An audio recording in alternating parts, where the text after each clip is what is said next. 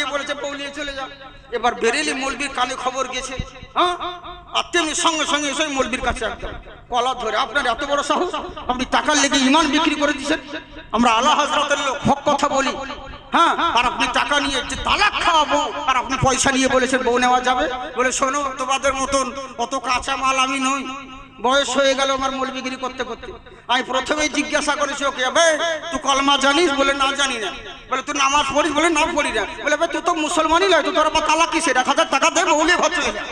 বুঝলেন, তালাক হলো মুসলমানি। লোক নিতে গেলে কাজে লাগে না, আর তুমি সেই শোনার জন্য মন খারাপ করছো। প্রকৃত মন যদি লাগাতে হয় মহান আল্লাহর সঙ্গে, সংস্পর্শ যদি তোমাদের দিলে থাকে, হাজারো শয়তান চেষ্টা করলে পরেও তোমার দিন থেকে ঈমান নষ্ট হবে না। কোন মেয়ে যদি স্বামীকে বলে আমার সোনার দরকার, আর যদি না এনে দেয় তো কুকুর কেন্দারি করে দিবে। বুঝলেন, যদি সোনা না পায় ওর তো অবস্থাকে একদম শেষ।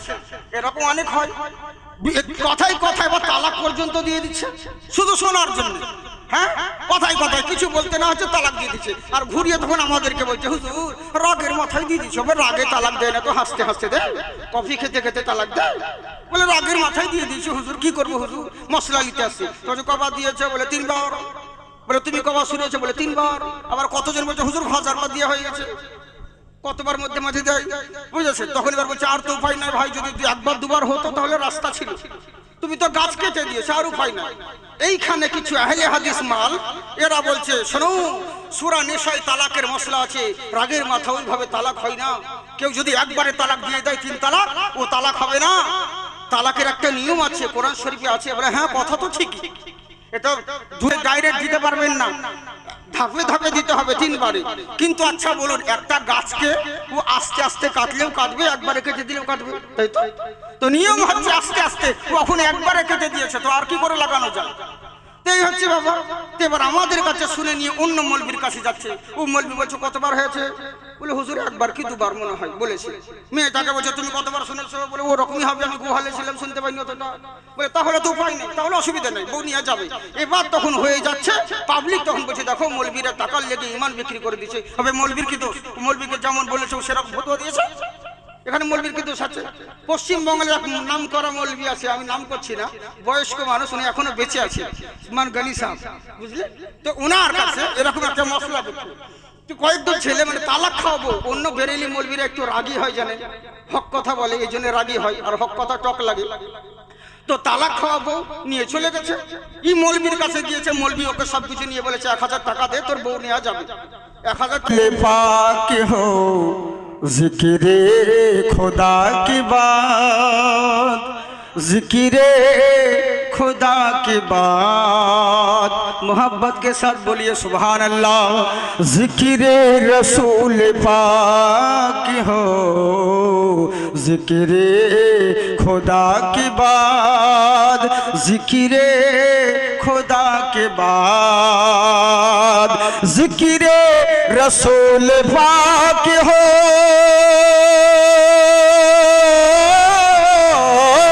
जिक्रे रसूल पाक हो, जिक्रे खुदा की बात हो। बात अंबिया के मेरे मुस्तफ़ा की बात, मेरे मुस्तफ़ा के बाद।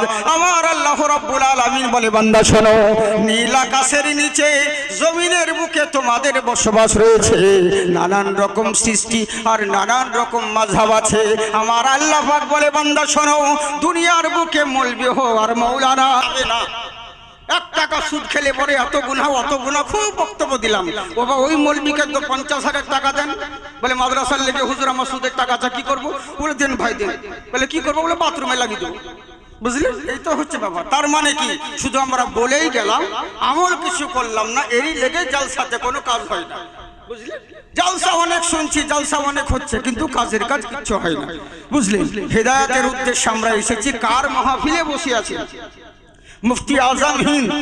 আরে তিনি গেলেন মেহবুবা ইলাহির দরবারে, কেমন মুফতি আজম হিন্দ চিন্তা করুন। ওনাকে প্রশ্ন করছে, একজন বদমাযহাব সে প্রশ্ন করতে আসে, আচ্ছা হুজুর আপনি মুফতি আজম হি? বলে হ্যাঁ, আমার নাম তো মুস্তাফা খারাজা। বলো কি বলতে আছো? বলো হুজুর দেশের মধ্যে তো অনেক রকম লোক আছে, কেউ বলছে নবী নাকি ইলমে গায়েব জানে, আবার কেউ বলছে নবী ইলমে গায়েব জানে না। আপনি কি এমন কোন আকীদার বিশ্বাসিত? উনি বলছেন আমি আলহামদুলিল্লাহ আমার নবী ইলমে গায়েব জানেন, সমস্ত ইলম আমার আল্লাহ আমার নবীকে শিখিয়ে দিয়েছেন, এটার উপর আমি বিশ্বাস করি, এটার উপর আমি বিশ্বাস করি। বলে হুজুর যদি নবী সত্য